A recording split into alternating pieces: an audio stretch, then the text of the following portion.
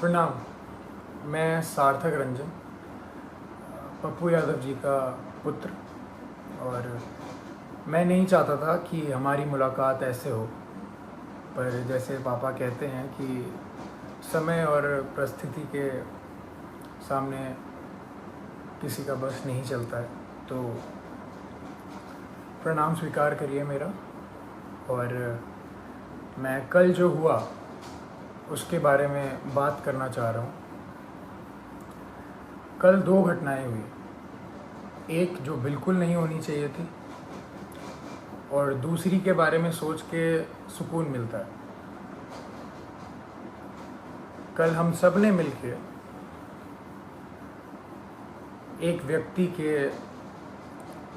के ऊपर अन्याय जो हुआ है, हम सब ने मिलके ट्विटर पे हमने उस ट्रेंड को नंबर 1 कर दिया और काफ़ी घंटों तक रहा। मैंने भी ट्वीट किया घर पे अपने आराम से सोफे में बैठ के, उसे नंबर 1 ट्रेंड की दौड़ पे लगे रहे सोचा।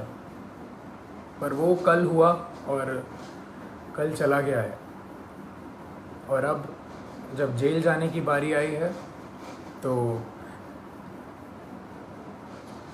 मेरे पिता अकेले हैं। कल 9 बजे से लेके आज सुबह 3 बजे तक वो सिर्फ एक मुजरिम की तरह ट्रीट हुए हैं,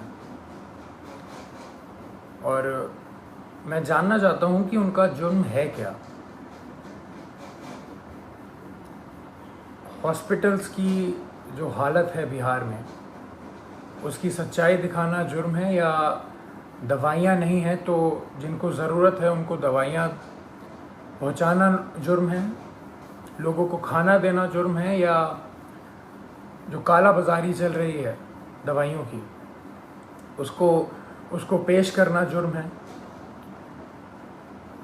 सबसे बड़ा जुर्म मेरे को ये लग रहा है कि एक नेता के घर पे जो छापा मार के उन्होंने आप लोगों के लिए जो एम्बुलेंसेस यूज़ होनी थी वो बस घर पे पड़ी हुई थी, और वो बस ये चाह रहे थे कि वो सारी एम्बुलेंस यूज़ हों आप लोगों के लिए। मुझे लग रहा है कि यही जुर्म उनका सबसे बड़ा रहा।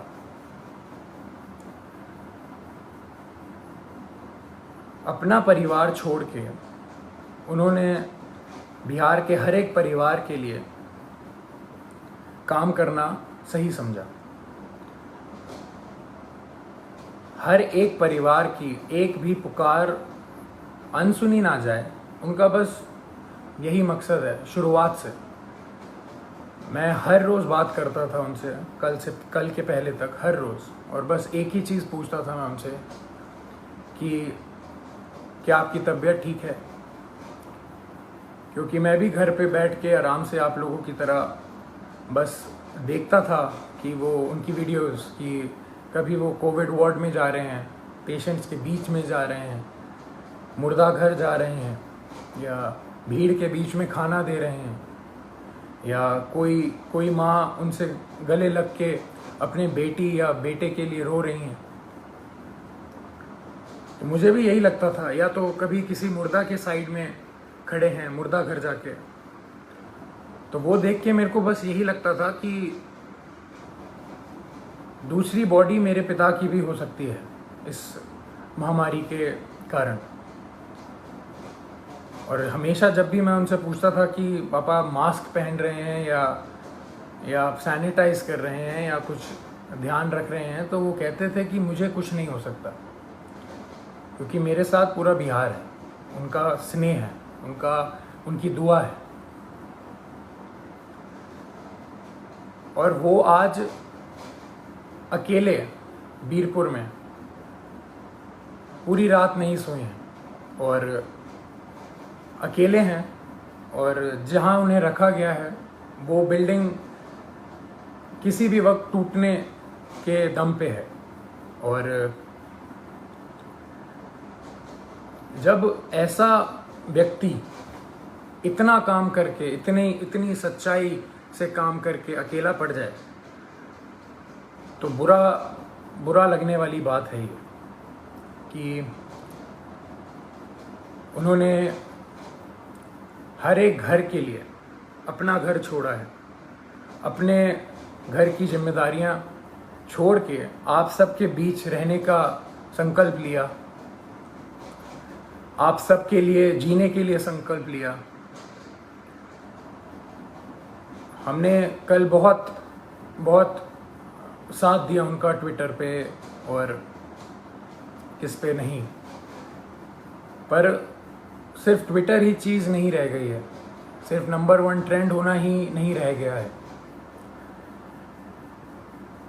जब ऐसा व्यक्ति अकेला पड़ जाए जो रात दिन सेवा करे लोगों की और लोगों के लिए ही जिए, अपना सब कुछ छोड़ के, अपना सब कुछ त्याग के। हम लोगों ने बोलते थे आ जाइए, आप वापस आ जाइए, ठीक नहीं है, रिस्की है, सही नहीं रहेगा,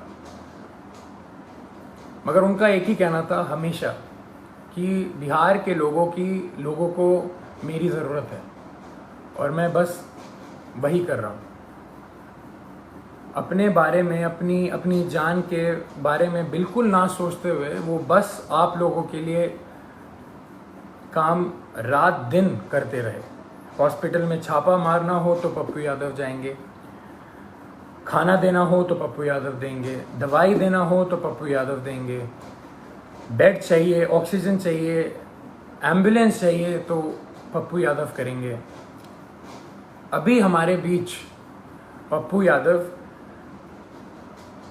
कौन बनेगा? कहाँ से लाएंगे हम दूसरा? हम उन्हें अकेला इस टाइम पे नहीं छोड़ सकते। मैं बेटा हूँ इसलिए ये सारी बातें कर रहा हूँ, नहीं। अगर मैं सिर्फ एक बेटे की तरह सोचता तो शायद मैं उनको ज़बरदस्ती बहुत पहले घर बुला चुका होता, पर मैं एक नागरिक की तरह सोचूं तो बहुत बुरा लग रहा है। जो आदमी रात दिन एक करके सिर्फ दूसरों के लिए जिए और उसके साथ ऐसा अन्याय हो, ये बिल्कुल मंजूर नहीं है, ना हम लोगों को मंजूर करना चाहिए। मैं पहली बार आया हूँ आप सबके सामने और ये बिल्कुल भी एक्सेप्ट करने वाली चीज़ नहीं है जो हुआ है मेरे पिता के साथ। कल से हुए जा रहा है और अभी भी हो रहा है। बाढ़ का पानी हो, बाढ़ के पानी में चलना हो, या इस महामारी के टाइम पे हॉस्पिटल जाना हो, या भीड़ में जाना हो, या मुर्दा घर जाना हो, तो सिर्फ पप्पू यादव ही जाएगा। और जेल जाना हो तो सिर्फ मेरे पिता पप्पू यादव ही जाएंगे। ऐसा क्यों? ऐसा मैं समझ नहीं रहा हूँ, ऐसा हो क्यों रहा है? ऐसा होता क्यों है? हमेशा एक आदमी जब दूसरों के लिए जिए जा रहा है 2400 घंटे, तो जब उसको ज़रूरत पड़ती है तो वो हमेशा अकेला कैसे पड़ जाता है? हमेशा उसकी आंखों में आंसू रहते हैं हर एक काम करने के बाद। हम अकेले पड़ जाते हैं, उसका पूरा परिवार अकेले पड़ जाता है। हम क्यों अकेले रह जाते हैं जब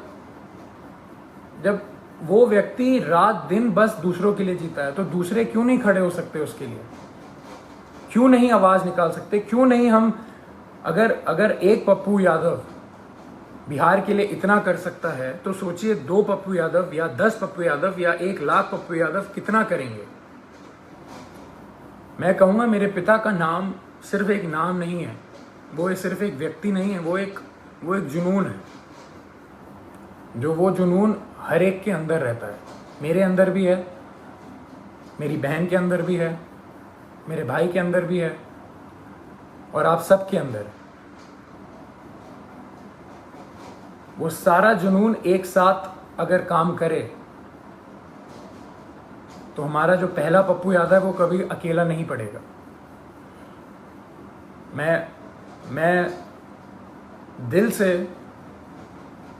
खुशगुजार हूँ आप सबका कि हम सब ने कल बहुत प्यार दिया, बहुत स्नेह दिया मेरे पिता को,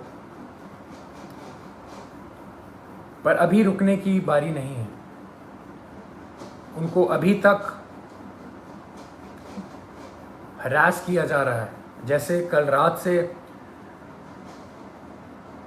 वो सोए नहीं हैं, खाए नहीं हैं, उनको दवाइयाँ उनको दवाई खानी होती है, उनको शुगर है, उनका 1.25 महीने पहले ऑपरेशन हुआ है, राइट पैर की नसें उनकी वीक हैं तो खून सर्कुलेशन नहीं होता है उनके राइट पैर में अच्छे से।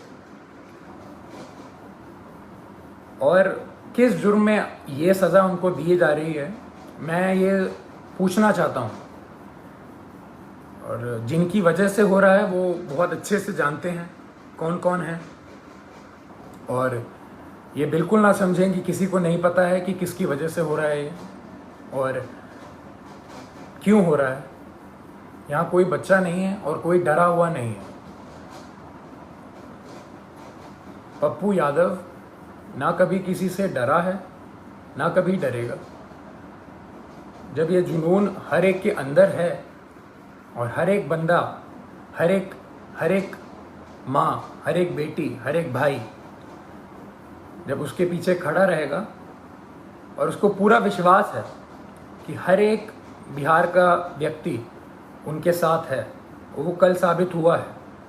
मैं बस ये कह रहा हूँ कि वो सिर्फ कल पे ही सीमित नहीं होना चाहिए, ये मुहिम चलती रहनी चाहिए। यही मेरे पिता का सबसे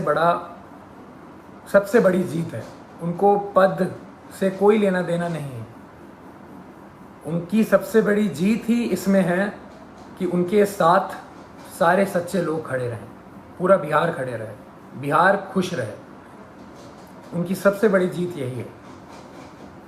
तो जब हम सब में ये जुनून है तो हम सब मिलके इस मुहिम को, इस भ्रष्टाचार के खिलाफ जो हमने मुहिम छेड़ी है, जो ये भ्रष्टाचार मेरे पिता के खिलाफ हो रहा है, जिस जुर्म में जो कोई नहीं बता सकता, जो कोई बता ही नहीं सकता कि जुर्म है क्या।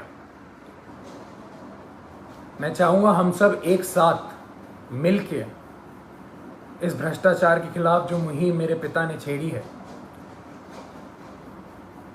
लाखों की कतार में हम एक सब मिलके इसके खिलाफ आवाज़ उठाएं और मेरे पिता को जो जीत हमेशा देखी है उन्होंने बिहार के लिए, वो रास्ता, वो राह, वो पथ पे हम सबको चलते रहना है। इसी में उनकी सबसे बड़ी खुशी और सबसे बड़ी जीत है।